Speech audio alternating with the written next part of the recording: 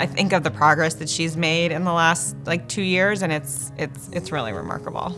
Going to kindergarten and being like a successful kindergartner, and being able to go to school and just be with her peers in a normal setting. Like, she still has so far to go, but I don't know, she's come so far.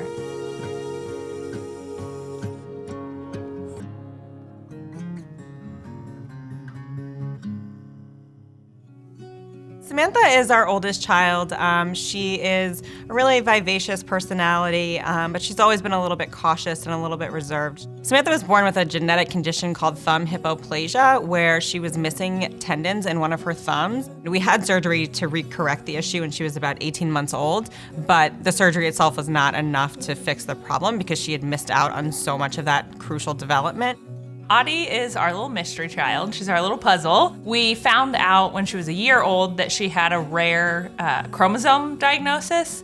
There's only about 100 cases in the world. She didn't talk. She would make sounds, and she would sign with us, and she would communicate her needs, but not verbally. She gets dizzy and just really clumsy and off balance. When we would go for play dates and things, she wouldn't necessarily be as clear or as easy to understand as other kids her age. And so I talked to some of her teachers about it, and they said, we think it's worth getting an evaluation and an assessment around her language and her speech. So we were able to do that through Pembroke Hill and meet with therapists here at the Spot who did a full evaluation of her, not only her speech skills, but also her fine motor skills and her gross motor skills. There was a spot in the preschool program, and so we were able to get Audie in and start services. Audie was a delight for me to work with. We would encourage her to swing on the equipment that was closer to the ground. She began to kind of initiate that on her own, and she gravitated to things that she knew would be helpful for her body to help organize. I've seen her ability to really enjoy life and communicate and interact and play with other children when she could not have done anything like that when she started here. When we first met Samantha, she was very timid, very unsure of herself, and now she goes. She finds her experiences, and she gets after everything, from fine motor skills to speech and interaction with friends. It's been amazing to watch her progress.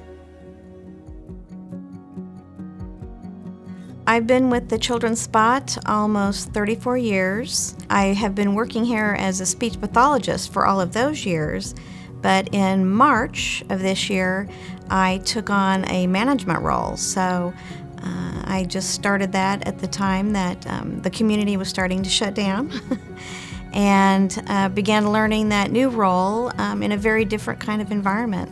What we did was to stay connected with those families. The therapists were fantastic. They reached out to me right away with ideas of things that we could do at home so that we would be able to continue her progress, and they gave us weekly ideas. They sent videos, encouraging Samantha so that she knew that they were still around and involved. And then as soon as things opened back up, even before school opened, we were able to get back into the Spot in a way that we felt completely safe. Samantha was masked, her therapists were masked, there were daily temperature checks. Audie came once a week, and she was still getting speech and OT.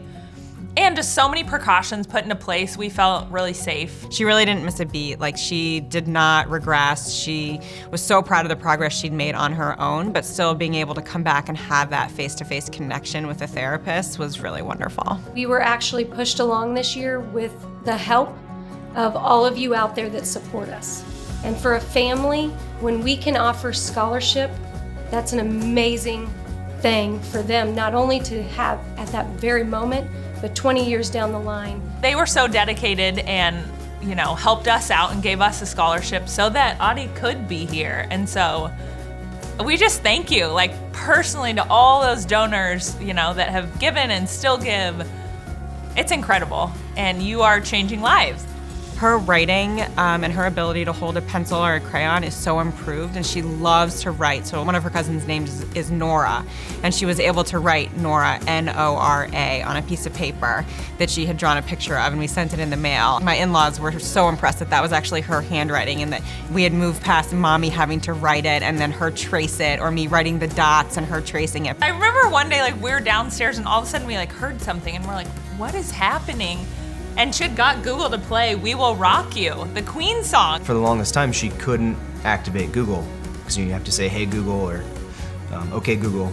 And then finally, that was the moment where we were downstairs and she got it to activate. And It was like such a proud, like, speech moment. Like, oh my gosh, you got it, you know? And then she played We Will Rock You. We were like, okay, well.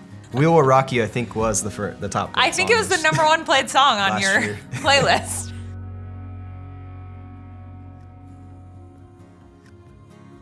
The Children's Spot is really a unique place, and I think the value of what is done here, you can't put a value on it.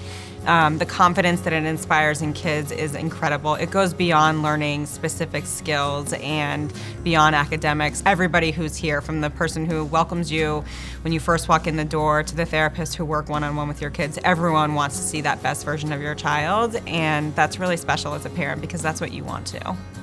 These children are just a reflection of what our life's work is. They just reflect everything that I want to do in my life and what I think our staff members want to do in their lives.